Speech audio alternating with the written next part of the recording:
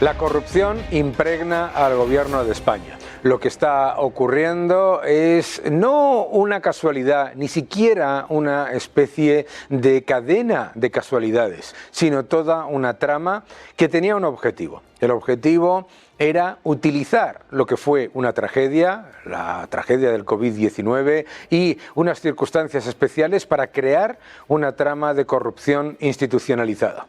Por un lado, por supuesto, estamos hablando de toda una serie de factores que confluyen en la trama que se llama trama Koldo, pero que, como todos ya sabemos, pues implica a todo el Partido Socialista y al Gobierno y a 7 ministerios. Empecemos por la pandemia. Recordemos que en la pandemia, aprovechando una tragedia, se llevó a cabo el mayor encierro de los países de nuestro entorno y además se llevó a cabo la mayor destrucción de las libertades civiles con 2 estados de alarma inconstitucionales.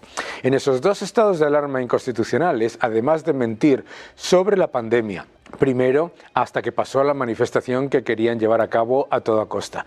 Después mintieron sobre los test. Después mintieron sobre la idoneidad de las mascarillas. Mintieron también sobre el supuesto comité de expertos, mintieron también sobre los contratos de sanidad y de otros ministerios de mascarillas y otros equipamientos sanitarios inflados. Y aquí es donde entra esa trama Koldo. La mal llamada trama Koldo involucra al que era la persona que era el ex número 2 del gobierno de Sánchez, el señor Ábalos. El señor Ábalos jamás ha hecho nada sin el conocimiento explícito del presidente del gobierno, por supuesto. Nada de lo que está saliendo en los medios de comunicación se puede hacer sin el conocimiento y la aprobación del presidente del gobierno, en un gobierno además que es personalista a niveles absolutamente estratosféricos. Pero es importante recordar que el ex número 2 del gobierno de Sánchez no solamente incentivaba al señor Koldo a llevar a cabo toda una serie de negocios y de contratos de mascarillas y equipamiento sanitario con ministerios y con comunidades autónomas gobernadas por el Partido Socialista, en los que se llegaba a unos extracostes absolutamente desproporcionados. Pero no es solamente eso, porque claro, una persona que aparezca de repente ante el ministerio diciendo que puede llevar a cabo un contrato de mascarillas, no se le da ese contrato si no viene con un aval. ¿El aval de dónde llegaba? Llegaba del propio gobierno, el propio ministro que en aquel momento era el absoluto líder y el número 2 del gobierno. Bien, pues una vez que se lleva a cabo ese proceso de corrupción vía esos contratos en los que se va lucrando, además, esta persona, Koldo, no era cualquier persona. Se le dieron 2 puestos públicos, consejerías, una en Puertos y otra en una filial de Renfe, para que se mantuviese dentro del engranaje político. Esos 2 puestos de trabajo se le dieron con la aprobación del Consejo de Ministros y del presidente.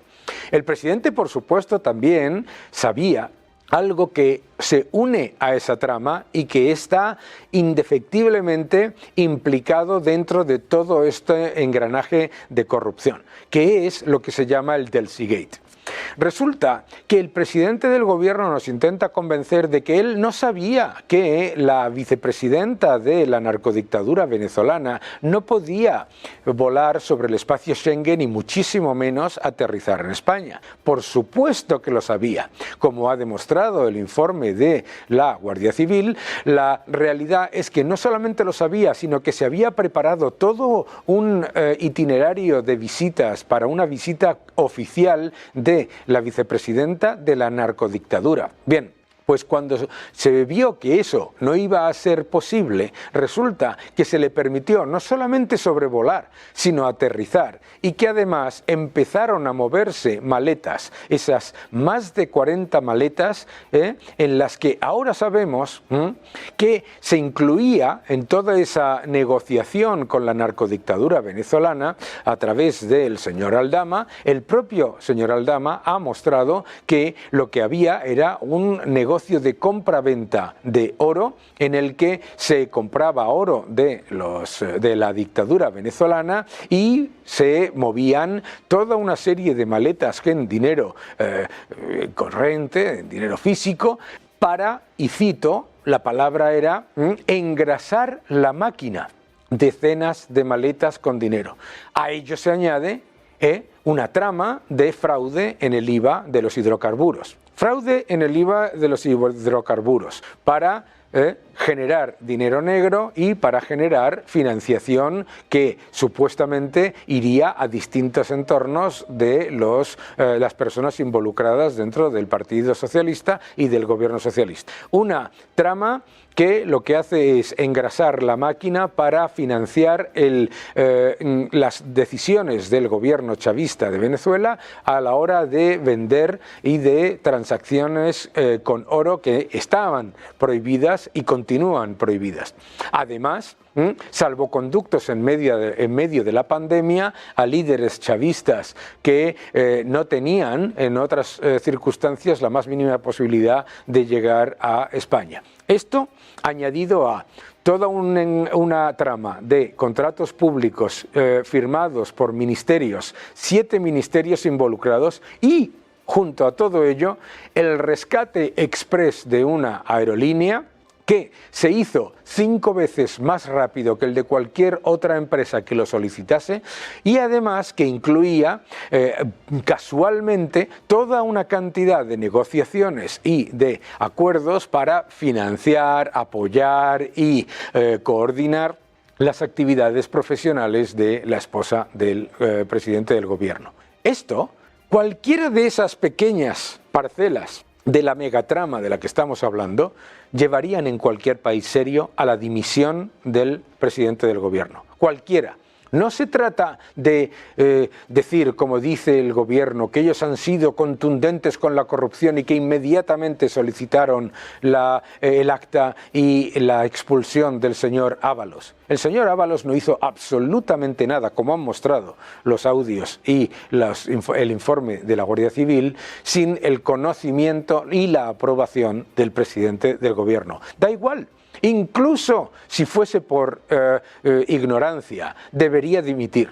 Porque un presidente del gobierno de España que dice que no sabía que no podía aterrizar en España la vicepresidenta de una narcodictadura asesina que tiene prohibido volar por la Unión Europea en aquel momento, eso ya en sí mismo es cuestión que exige dimisión. No solamente eso, si el número 2 del gobierno va a recibirla con su aprobación y se mueven una cantidad de maletas con nocturnidad y alevosía, también es causa de dimisión. No solamente eso, si el ex número 2 del gobierno y mano derecha del presidente Sánchez se reúne con empresarios y tiene una trama con un chofer y una persona cercana al gobierno a la que se le han dado 2 puestos de trabajo con la aprobación del gobierno públicos, todo eso se lleva encima con una trama de corrupción, también es causa de dimisión. Y si además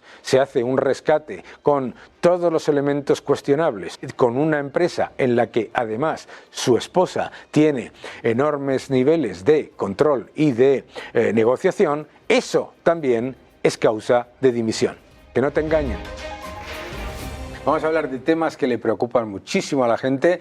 El tema de la vivienda siempre se politiza, ¿no? Siempre se politiza. El gobierno actual prometió 260.000 viviendas. Cada vez que se presentan unas elecciones añade otro cero. No pasa absolutamente nada, no ha construido ninguna. Pero siempre, con el tema de la vivienda, como con tantos otros, se prometen cosas que después lo que hacen es exactamente lo contrario a lo que fingen proteger. Pues vamos a hablar de vivienda, vamos a hablar de España liderando el índice de miseria en la Unión Europea y además vamos a hablar también del tema de la corrupción. Y para hablar de todo ello, ¿quién mejor que Manuel Llamas, que es el director del Instituto Juan de Mariana? ¿Cómo estás? ¿Qué tal, Daniel? Un placer, encantado. Un gustazo que estés aquí con nosotros. El placer Oye, mío. Vivienda, porque a mí esto es que me parece fascinante. El gobierno se ha hecho una manifestación a sí mismo. sí mismo, ¿no? Se están boicoteando a sí mismos, se están protestando por las nefastas políticas que están poniendo en marcha ellos mismos en la calle. Es alucinante. Es alucinante, ¿no? Porque además, claro, ellos lo que hacen es utilizarlo de manera política contra los gobiernos del Partido Popular,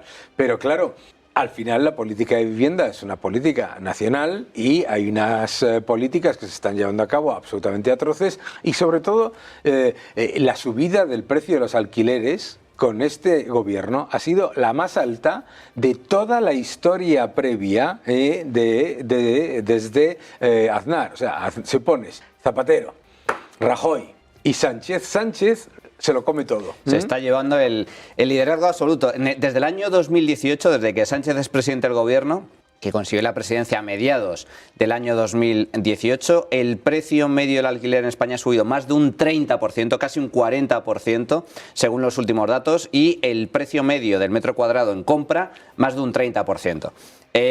Bueno, y esta subida tan brutal, ¿a qué se debe? Porque además hay que recordar que entre medias hubo una crisis, la del coronavirus, en pandemia 2020-2021, donde prácticamente se paralizaron las transacciones e incluso cayó el precio. Bueno, esto se debe a las medidas extraordinarias que puso en marcha el gobierno precisamente con motivo de la pandemia y que las anunciaron, como todas las medidas que se anuncian, con carácter extraordinario y temporal, como por ejemplo el impuesto de patrimonio, luego se convierten en permanentes y en estructurales. Bueno, pues en el año 2020 aprobaron un Real Decreto por el cual se prohibía los desahucios por impago de alquiler para lo que ellos consideran familias vulnerables, y al mismo tiempo congelaron el precio de los alquileres de tal forma que los caseros ya no tienen la potestad de poder negociar abiertamente y libremente el precio, sino que no pueden subir más allá de un 2, de un 3% anual. Por lo tanto, hubo una congelación de facto. Control de precios, que está establecido a nivel nacional, y prohibición de desahucios es el mayor ataque que ha sufrido la propiedad privada en España en todos los años de democracia. ¿Y eso en qué se ha traducido? En que existe un mayor riesgo a la hora de alquilar. Lógicamente, si tú tienes el riesgo de que si metes a alguien en tu casa te puede dejar de pagar el alquiler y no vas a poder recuperar tu vivienda, te puedes tirar varios años hasta que recuperar tu vivienda, o en caso de que sean familias vulnerables directamente, olvídate, no puedes desahuciarlos, pues evidentemente eso encarece de forma muy fuerte, a nivel de riesgo, el alquilar una propiedad. ¿Cuál ha sido la consecuencia? Que para intentar compensar se han subido los alquileres y en segundo lugar se ha reducido de forma sustancial la oferta. Ha desaparecido del stock de vivienda en alquiler casi el 30% de la vivienda desde que se aprobó la ley de vivienda en el año 2023. El 30% de las viviendas que estaban en alquiler han desaparecido. Los dueños que han hecho o las han cerrado, las dejan vacías, o las ponen a la venta o las dedican al alquiler turístico. Y esto, Daniel, es la regla número 1 de la economía. Demanda estable o creciente, oferta decreciente, menos oferta, el precio se dispara. Eso es lo que está sucediendo en España. Es absolutamente aberrante que siempre en economía viene alguien y medidas que no han funcionado nunca, jamás. Dicen, no te preocupes, que es que no funcionaron en el pasado porque no las implementé yo, las voy a implementar yo y entonces va a funcionar. Es que piénsalo, cuando uno te escucha las medidas, dices, claro, ellos se creen que están protegiendo a los inquilinos con esas medidas, cuando lo que están haciendo es desproteger a los inquilinos. Un propietario al que desproteges, al final estás desprotegiendo a los inquilinos porque estás eliminando oferta y esa persona simplemente no quiere poner su piso en alquiler. Y ha aparecido ya un concepto que es alucinante, que es el de los inquiocupas, ¿no? Los inquiocupas que están arrasando por toda España, hay casos por todos lados, etcétera, etcétera. Y a mí lo que me parece alucinante es, yo escucho al gobierno decir que todo esto son bulos, lo de la ocupación, la inquiocupación y todo esto son bulos, porque solamente son el 0,2% de todas las viviendas. Es decir, te están diciendo en tu cara que 15.900 viviendas de España asaltadas y vandalizadas por personas que no son sus legítimos dueños, eso es un bulo, ¿no? Más de 15.000 al año, y esos son los datos oficiales que recoge el Ministerio del Interior. Hay otras muchas ocupaciones que no se resuelven por la vía de los juzgados, que directamente se llama pues a un grupo de personas para echar violentamente y de forma al margen de la ley a los ocupas o directamente no se denuncia. Por lo tanto, son muchos más. Y luego está el problema de la inquiocupación, que eso ya sí que es un auténtico drama, está muy extendido a nivel nacional, que son inquilinos que llegan a tu casa, te pagan los 2 primeros meses o los primeros meses y luego te dejan de pagar. ¿Por qué? Porque se dan cuenta de que si dejan de pagar se pueden quedar en el piso 2-3 años de gratis total. Y si tienen hijos o tienen rentas bajas y por lo tanto son calificados como familias vulnerables, directamente no les puedes echar del piso. Esa es la tragedia que sucede en este país. Entonces, ¿a quién perjudica esto? Perjudica precisamente a las personas más vulnerables, gente con rentas bajas, familias con hijos menores, jóvenes que tienen empleos más precarios, más temporales. Esos cada vez tienen más difícil acceder al mercado del alquiler. ¿Por qué? Porque los pocos propietarios que tienen se arriesgan a poner su vivienda en alquiler, tienen una fila de gente que da la vuelta a la manzana dispuesto a alquilar su piso. Y lo que se está produciendo en España son auténticos casting. Es casi más difícil alquilar una vivienda, especialmente en las grandes capitales, que sacarse una posición. Totalmente. Porque tienes que competir contra cientos de personas interesadas en alquilar ese mismo piso. ¿Qué es lo que va a hacer el propietario? Con toda la lógica del mundo. Yo no me la voy a jugar. ¿A quién quiero? Lo primero de todo, funcionario. Claro. Porque se me va a pagar. Claro. Tiene el sueldo garantizado, tiene el trabajo de por vida, etcétera. Segunda categoría, rentas altas. Claro. Cuanto más dinero ganes, trabajo indefinido, parejas sin hijos para evitar que haya el riesgo de vulnerabilidad. Fuera jóvenes, fuera parados. Por lo tanto, al final, lo que se está perjudicando especialmente es aquellas familias, las más vulnerables, que no tienen acceso a una vivienda, o los pocos que tienen acceso tienen que pagar un precio que realmente no se pueden permitir, porque de media las rentas más bajas en España ya dedican casi el 50% de sus ingresos a cubrir el alquiler.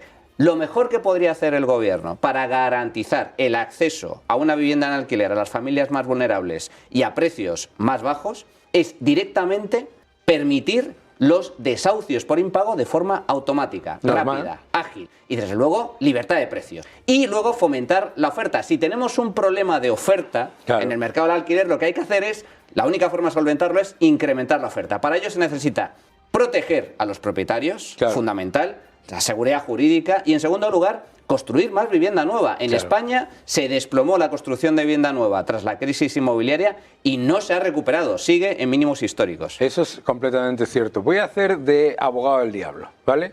Y te voy a decir lo que dice esta gente que siempre sabe más.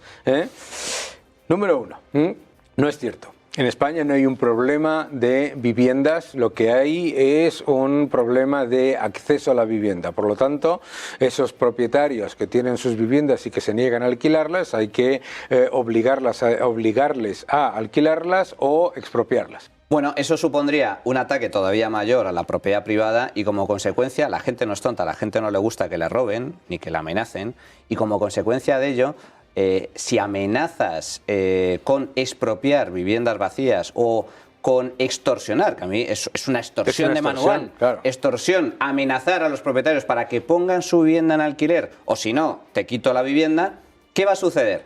Va a desaparecer la inversión. Claro. Desaparece la inversión en construcción de viviendas o en poner viviendas, reformarlas y ponerlas en alquiler. Por lo tanto, si no inviertes en un mercado que tiene un problema de oferta, la oferta va a ir decreciendo todavía más, se va a reducir todavía más. Por lo tanto, va a ser todavía muchísimo más difícil acceder a una vivienda. La oferta, en lugar de caer un 30%, va a desaparecer el mercado del alquiler un 50, un 60, un 70%. Va a desaparecer el mercado del alquiler. La gente no se acuerda, pero en España durante muchas décadas, precisamente una medida que aprobó la dictadura franquista, las rentas antiguas, en España no se podía alquilar. No había viviendas en alquiler. ¿Por qué? Porque la dictadura, que por cierto, esto lo defiende Podemos. Podemos es el partido, la extrema izquierda, es el partido más similar a las políticas laborales, económicas de Franco en este sentido, que de todo el arco parlamentario. Vamos, en todo, en controles de precios. ¿Te acuerdas? Regulación laboral. Controles de precios. Yo me acuerdo, que decía, el generalísimo ordena al ministro Girón que bajen los precios. Había cartillas de racionamiento. Y la inflación era del 30. Descomunal. No sé cuánto, descomunal. ¿no? Controles de precios, el control de alquileres, el control del mercado laboral, etcétera, etcétera. Vale, pero continuamos con el abogado del diablo. Ven, en España hay 1 millón de casas vacías y eso es el problema, no que haya que construir más. No es cierto que haya 1 millón de casas vacías. Hay muchas de esas casas que, según las estadísticas oficiales, están vacías, no tienen una utilidad en cuanto a residencia habitual o en cuanto a que está a disposición del alquiler, pero son absolutamente inhabitables. Eso es. Es que esto no es lo mismo casas vacías donde el dueño tiene la casa cerrada sin usar, ni él ni para alquilar en el centro de Madrid o en el centro de Barcelona, que esas más bien hay poquitas, que tener en un pueblo perdido en la montaña de Ávila. Claro, bueno, pues al lado de las vacas. Exacto. Entonces, esas casas que están vacías, por mucho que tú quieras ponerlas en alquiler, ¿cuál es el problema? Que nadie quiere vivir allí. Claro. Esa es la... Que, por cierto, esos son los problemas que también ha tenido la famosa Sareb, la entidad pública que asumió buena parte de la cartera inmobiliaria de las cajas y de los bancos durante la crisis financiera, la anterior crisis financiera con dinero público, que no sacan o no logran sacar parte de su parque de vivienda al mercado, es decir, ni se vende ni se alquila, porque muchas de esas promociones están en auténticos páramos. Claro. Y nadie quiere ir a vivir allí. Claro. O son casas que no están terminadas de construir. Por lo tanto, hay mucho mito en torno a lo de las casas vacías. Si contabilizamos las casas vacías únicamente en las grandes capitales donde hay una fuerte demanda, son muy reducidas. Pero aún así, si tú quieres que esas casas salgan al mercado, la mejor forma de que salgan al mercado es proteger la propiedad privada. Claro. Porque nadie, sobre todo si tiene algún tipo de necesidad económica, quiere tener un activo parado. Claro. Seguro que muchos propietarios querrían poner esas casas en alquiler. Pero ¿qué es lo que piensa un propietario con toda lógica del mundo? Yo no me arriesgo. Yo no quiero que me entre un inquiocupa y luego tenga que esperar 5 años, gastarme dinero para echar a esa persona que me ha dejado de pagar el alquiler y encima que me destroce el piso. Prefiero tener el piso cerrado y eso es lo que pasa. Claro. De hecho, yo me acuerdo en una conversación con un concejal de Sumar en un pueblo de Andalucía que me decía, en este pueblo, no en Madrid, en este pueblo hay 70 casas vacías. ¿Qué me dice usted a eso? Le digo, mire, y le enseñé un edificio que estaba sin construir, estaba con los... Digo, ahí tiene unas 40. A vivir. Eso es, claro. Eso son casas vacías. Claro, es que eso es lo que la gente, cuando la gente dice hay 1 millón de casas vacías, se olvida de que de ese millón prácticamente el 90% son...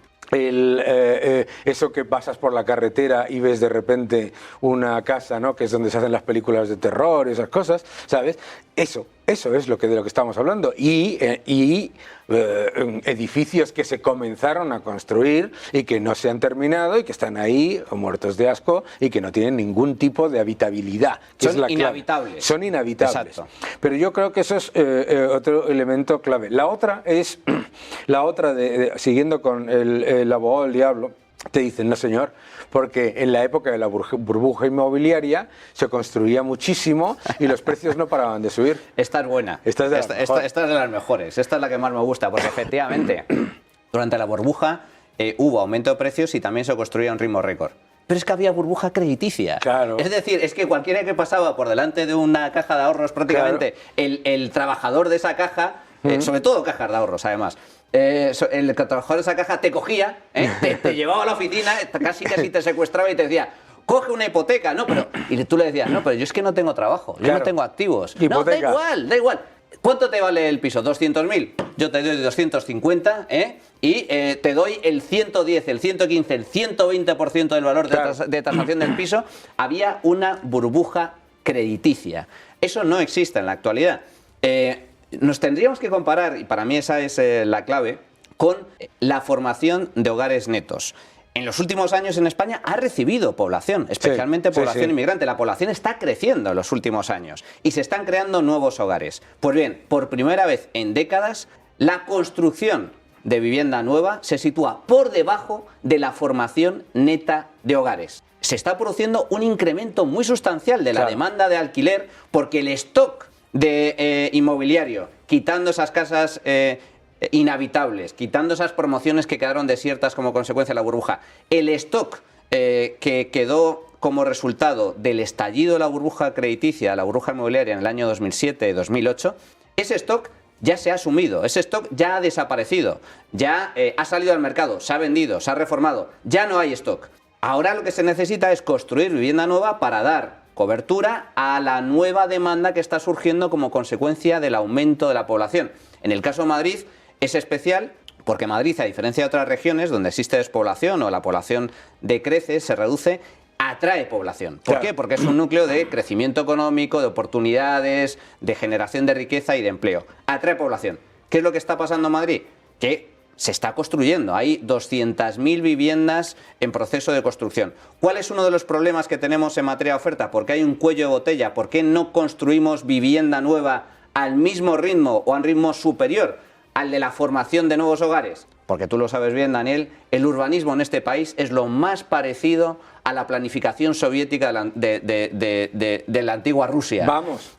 Es casi imposible. El suelo, hay escasez de pueblo, que se dice pronto, en España, donde solo hay que salir de Madrid, o en cualquier parte de España, donde lo que sobra es suelo. Tenemos suelo sin usar, que no es especialmente protegido, no es un suelo de gran valor natural, ni ecológico, ni nada por el estilo, es meseta pura, sobra suelo. Pero hay escasez artificial. ¿Y por qué hay escasez artificial? Porque hay, amigo, son los políticos los que determinan dónde se puede construir y dónde no se puede construir. Y están haciendo un negocio de eso. Hay escasez de suelo de forma artificial por culpa de la intervención política. Eso es muy evidente.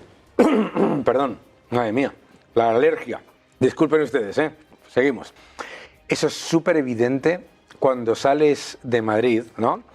Y sales del centro y vas hacia el sur, hacia Alcorcón, y te encuentras de repente el equivalente a un Manhattan y medio.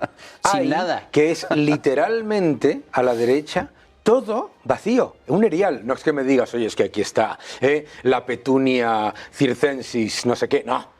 Es un erial absoluto, matojos y grillos. Más grande que Manhattan, ¿sabes? Y luego te dicen que es que no hay acceso a la vivienda. Que falta suelo. En el caso de Madrid, creo recordar, estoy hablando de memoria, pero más del 60% del suelo de la Comunidad de Madrid es suelo protegido. Sí. Suelo protegido, donde no se puede construir.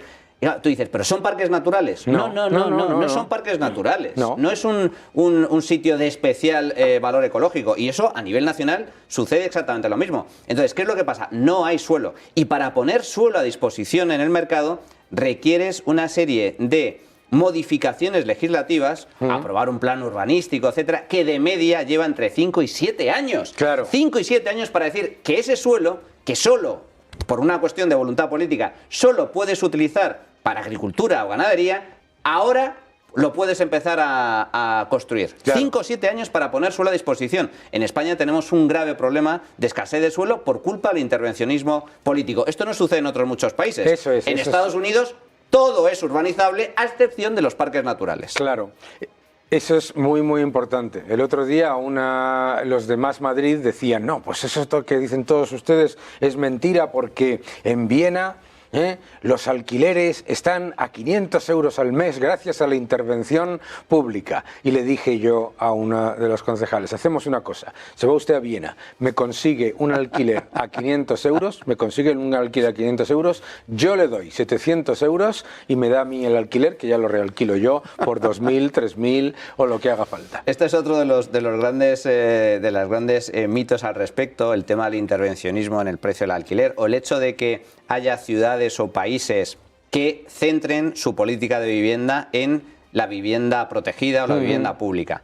Y ponen ejemplos pues, del centro de Europa o del norte de Europa que no son ejemplos ni referentes para nada en materia de vivienda. En el caso de Dinamarca y otros países hay lista de espera de hasta 40 años para poder acceder a una vivienda de alquiler, porque únicamente, no hay mercado, es un mercado estrictamente regulado con un parque de viviendas que está manejado por el poder político, por lo tanto la demanda es muy superior a la oferta y bueno, pues sucede exactamente lo mismo que pasaba, Daniel, tú te acordarás, cuando Telefónica era una compañía pública. Igual. Era un monopolio público donde tenías que llamar para pedir que te pusieran en línea y lo que te decían era, bueno, pues pasa usted a la lista de espera. Entra usted en la lista. Dentro de un año te ponemos la línea y te damos el teléfono. Sucedía lo mismo también con el tema de los SEAT, cuando la fábrica de SEAT era empresa pública del régimen franquista, pues lo mismo, la gente se apuntaba a la lista de espera hasta que le llegaba después de tiempo. Bueno, ahora ya le hemos asignado su coche. Claro. Bueno, pues esto sucede exactamente lo mismo. Cuando allí donde hay intervención rígida, en el caso de algunas ciudades europeas existe, por desgracia, son años y años los que tienes que esperar para poder acceder a un alquiler de esas características. Eso es como lo que pasaba en la Unión Soviética, en la que un ciudadano soviético llegaba al partido, ¿no?, y le decía que quería su piso, el piso que le concedía el partido público, ¿no? Y entonces le decían, sí, por supuesto, aquí está usted, su piso, venga usted a recoger las llaves, ¿cuándo? Dentro de 15 años. Ah, muy bien. Y entonces el ciudadano le preguntaba, ¿por la mañana o por la tarde? Y el funcionario le decía, ¿y usted qué más le da? Si es dentro de 15 años, venir por la mañana o por la tarde. Y decía, hombre, es que por la mañana tengo que recoger el Lada. ¿Sabes? Así es como funcionan las economías planificadas. Entonces, ¿qué sería lo ideal? Si realmente se quiere solventar el problema de la vivienda en España, solo hacen falta dos cosas y tampoco hay que romperse mucho la cabeza. Incluso sin la necesidad de aprobar una reforma legislativa, que sería fundamental para liberalizar de verdad la ley del suelo en España, de tal forma que todo el suelo se pueda construir, a excepción de el suelo no especialmente protegido, sino los parques naturales, que es lo que hay que proteger, o lo que realmente tiene valor ecológico. Eso cambiaría por completo, pero dejando eso a un lado, que sería para construcción de obra nueva, ¿qué hacemos con la vivienda que ya está construida? Dos medidas. Libertad de precios, que como bien has comentado antes, Dani, la humanidad lleva 4.000 años aplicando intervención de precios, control de precios, y jamás ha funcionado. No ha funcionado. Jamás, nunca en la historia, ni va a funcionar. Claro. Y la segunda medida, protección a la propiedad privada. La propiedad privada como derecho esencial, que esa es la base de toda civilización y de toda economía de mercado.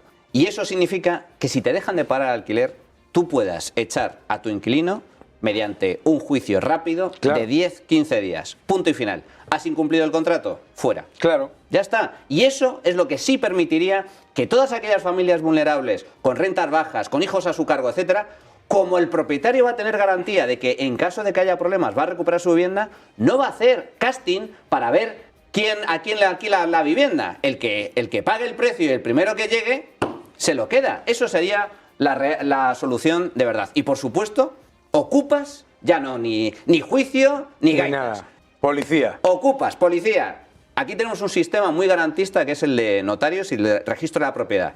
Tú tienes tu título de propiedad, claro, que está ratificado por un notario y por un registrador. Vas a la policía, señor, me han ocupado la casa, yo soy el propietario. Fuera. Fuera. Claro. Y para eso pagamos impuestos. ¿Por qué tenemos que gastarnos nuestro dinero en la contratación? Que por cierto, el mercado es maravilloso, en la contratación de servicios privados de desocupación legal, cuando ya estamos pagando impuestos para que, en teoría, el Estado nos proteja. Es alucinante. Policía y Guardia Civil. Absolutamente. Bueno, pues la verdad es que podíamos estar hablando de este tema durante horas, pero es que se nos ha ido el tiempo. Qué maravilla. Con Manuel siempre es un gustazo, porque además de dar titulares tras titulares tras titulares y de explicarlo todo maravillosamente, además pues se nos ha ido el tiempo. Manuel, otro día te tienes que venir a hablar del resto, a hablar de seguridad jurídica, hablar de corrupción y hablar de vuestro informe sobre la miseria. Mil gracias por venir. Un auténtico placer, Daniel. Un abrazo. Muy buenas, Daniel. Hoy para Money & Markets quiero hablar de un tema que está en plena boga. Es decir, han sido las declaraciones de María Jesús Montero de que nuestra presión fiscal está a 4 puntos de la Unión Europea y que por lo tanto cabe la posibilidad de subirnos los impuestos en 60. Vamos a ver, lo que ha dicho María Jesús Montero es una verdad, simplemente dice que estamos a 4 puntos de la fiscal de la Europea, es decir, a cierre del año 23, y ha dicho esa verdad a medias que le falta por completar, que ha sido gracias a la subida del Producto Interior Bruto que ha elaborado con esos 36.540 millones que ha subido por el arte. ¿Qué le ha permitido eso? Pues que en lugar de que nuestra presión fiscal en el año 2000 fuese de un 43,2, se ha quedado en un 41,9, mientras que la Unión Europea está en un 49. Es decir, con las trampas del Instituto Nacional de Estadística nos acaban de colocar el pedazo de gol de que estamos a los de la presión fiscal de la Unión. ¿Esto qué implica? Bueno, pues esto implica que al ritmo que vamos, este año vamos a terminar aproximadamente en 668 millones de euros de ingresos del Estado, que supondrán 40.000 millones de euros más que en el año 2022, y por lo tanto la presión fiscal con la que vamos a terminar en el 2024 va a ser exactamente con el nuevo PIB de un 42,1 en lugar de un 40, como le corresponde. Bien, a partir de aquí, dice, si hemos conseguido este año que el Estado español recaude 600 millones, quiere decir que meternos otro impuesto adicional, es decir, recaudar 60.000 millones de euros más, se llevaría a que el Estado recaudaría 728 millones de euros. Y la presión fiscal española, es decir, con el estimado que da el Banco de España de crecimiento del PIB nominal, que está dando un 2,8%, nos llevaría a que la presión fiscal se colocaría en un 44%. No sabemos todavía lo que se colocaría la presión fiscal en la Unión Europea. Lo que sí sabemos, y esto es importante, es que la presión fiscal desde 2019 a 2023, mientras la nuestra subió 3 puntos, la de la Unión Europea de media bajó 0,3 puntos. Es decir, la Unión Europea es mentira que nos esté exigiendo subidas de impuestos, porque es más, la media ha bajado en 3 décimas en 4 años desde que está von der Leyen. Con lo cual, todo lo que nos cuenta María Jesús Montero de que estamos lejos, cuando todos sabemos perfectamente que el esfuerzo fiscal de España es muy superior a la Unión Europea, nos está intentando colar el gol de que nos van a colocar una subida a todos. No hace falta que te diga, porque lo sabes mejor que nadie, las ingresos económicas que esto tendría de futuro. Drenaje de los ingresos de las personas y sobre todo de las clases medias y de las clases bajas, a las cuales les van a dar un palo con el IRPF, pero cuidado, es decir, subidas del IVA, con lo cual nos hace más difícil consumir. Y todo esto lo que no, sin duda, es que aquí es imposible que el PIB crezca, ni mucho menos lo que en España un 2,8. Lo que sí está claro es que como se propongan, nos van a colocar, se llama, que yo quiero llamar, esclavitud fiscal, y que la única es para el Estado. Es decir, nos van a convertir en esclavos. Esto, el gobierno del progresismo, el gobierno, nunca dejaremos nadie atrás, termina invirtiendo. Lo siento que es la noticia, no sea la que me gustaría dar, pero en cualquier caso, creo que es muy importante que la gente sepa que todo esto viene por un tema, es decir, el retoque del Producto Interior Bruto por el Instituto Nacional. Y aquí es donde los efectos perniciosos. Nos vemos en el próximo.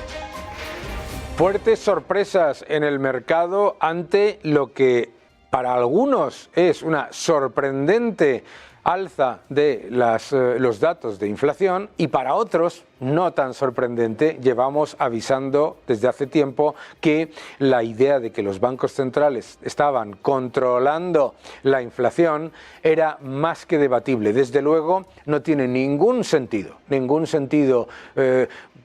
llamar a la victoria en la batalla contra la inflación solamente 18 meses después de decir que los tipos de interés elevados y la contracción monetaria debían mantenerse. ¿Por qué está ocurriendo todo esto? Vamos a analizar varios gráficos como todas las semanas. Este es el primero, que es importante. Economía robusta, decía el presidente de la Reserva Federal, el señor Jerome Powell. Bueno, pues resulta que el índice de confianza del consumidor de Estados Unidos no solamente está a mínimos, sino que la parte que tiene que ver ver con la situación actual está a mínimos de la época del COVID.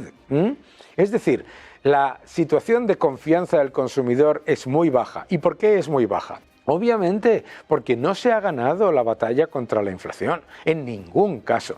Vamos a ver el siguiente gráfico que también nos explica este elemento, porque fijaos, aquí lo veis, mirad, en el último dato de lo que son los precios de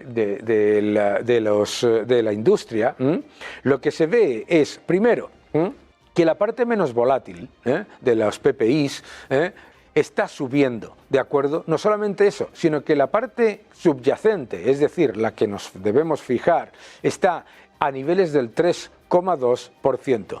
Si veis la última columna, que es la que nos debería importar, lo que veis es que en realidad no ha habido proceso de desinflación. La inflación a nivel anualizado en los 12 meses previos, cada mes, se mueve entre el 3,2 desde marzo. Es decir, desde marzo no ha habido ninguna mejora significativa de la inflación. Lo que podéis ver en la primera columna es como los precios efectivamente no solamente no han bajado, sino que han subido. Es verdad que no han subido de manera significativa en el mes de marzo, en el mes de mayo, en el mes de julio, en el que básicamente no subieron, pero es que resulta que lo que veis casi como un salto es el aumento cada 2 meses significativo. Es decir, en febrero es 0,6, ¡oh, sorpresa! Luego es 0, luego es 0,5, ¡oh! Luego es 0, luego es 0,3, es decir, lo que se va generando es un alza de los precios escalonada en diente de sierra. Vamos a ver el siguiente gráfico que me parece que nos explica esto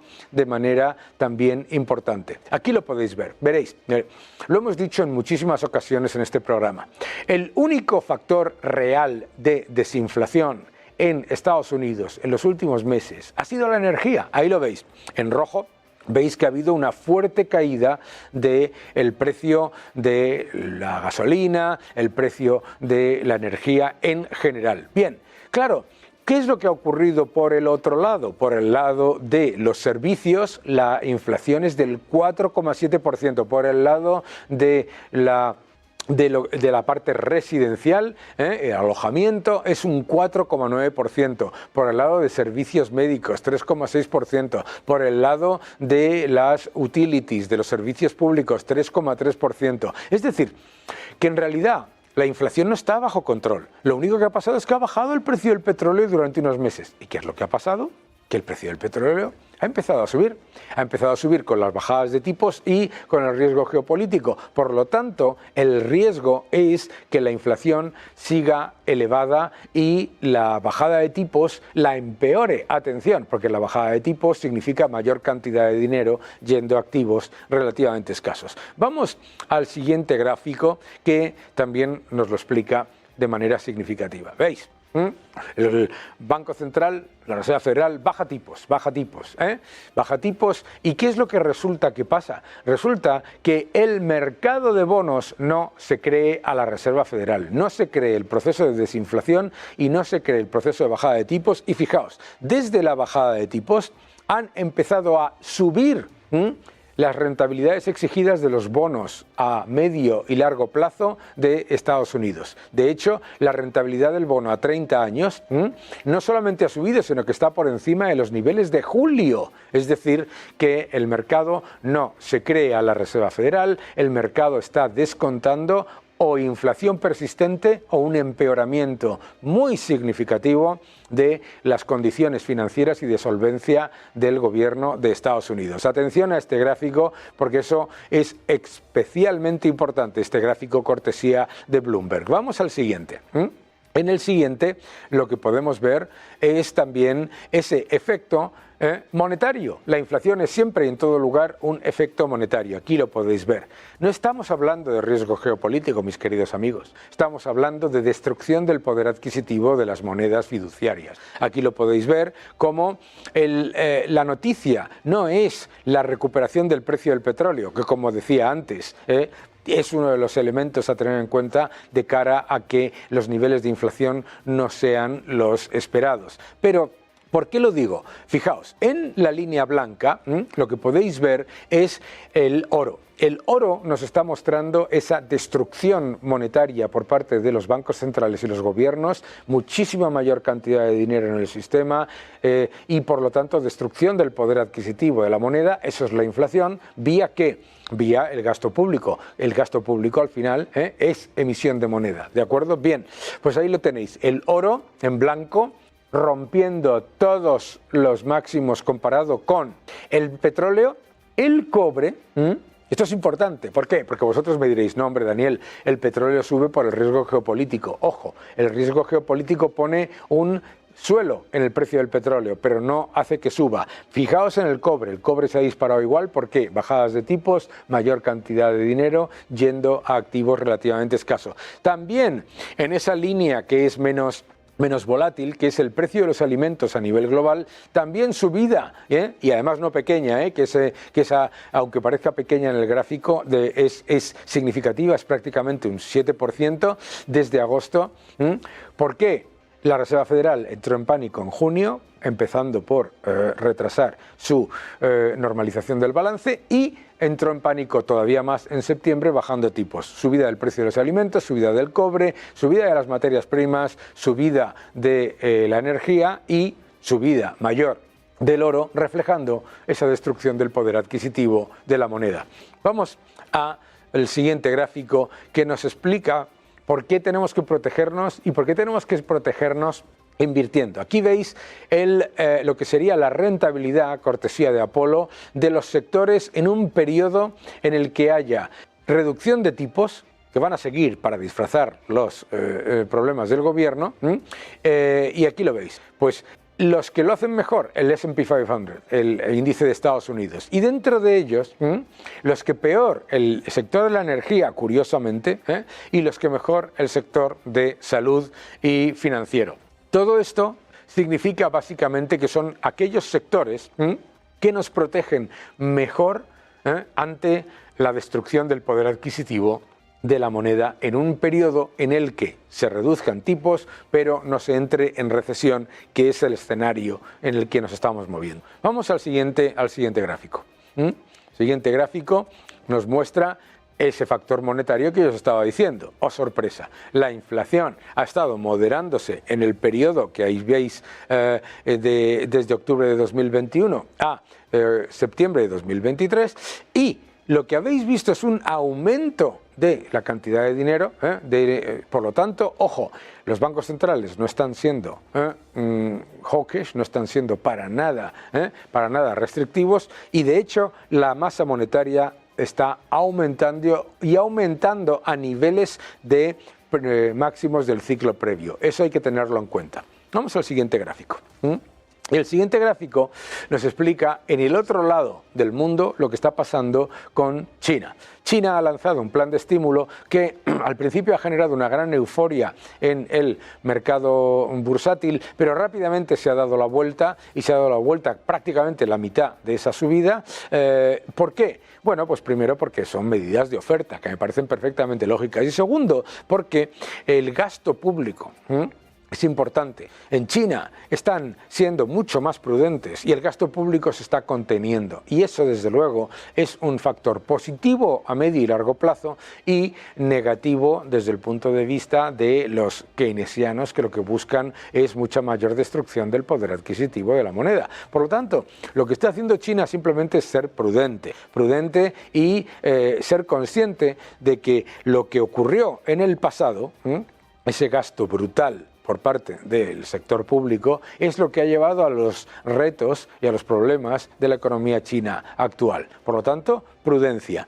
Y el siguiente gráfico también sobre China nos explica exactamente eso. Fijaos, lo que está diciendo este gráfico sobre la actividad de China, de cortesía de Bloomberg, es el nivel de actividad real, lo que tiene que ver con la inversión, lo que tiene que ver con la producción industrial y las ventas. Y lo que nos muestra es que están convergiendo a un crecimiento que, sin ser el crecimiento espectacular que se presentaba en los periodos anteriores es un crecimiento mucho más sano, mucho más prudente y mucho más realista. Veréis eso y parece como estancamiento, pero es que estamos hablando de un crecimiento del 4 al 7%. Bueno, pues eso me parece que es exactamente lo que está buscando China, evitar que se intente llevar a cabo de nuevo los errores de exceso de estímulos del pasado. Tal vez deberíamos aprender y dejar de pensar que 2 más 2 suman 22 y mantener ese exceso monetario, que es lo que nos está llevando al estancamiento secular. Que no se engañen, seguid defendiendo la libertad.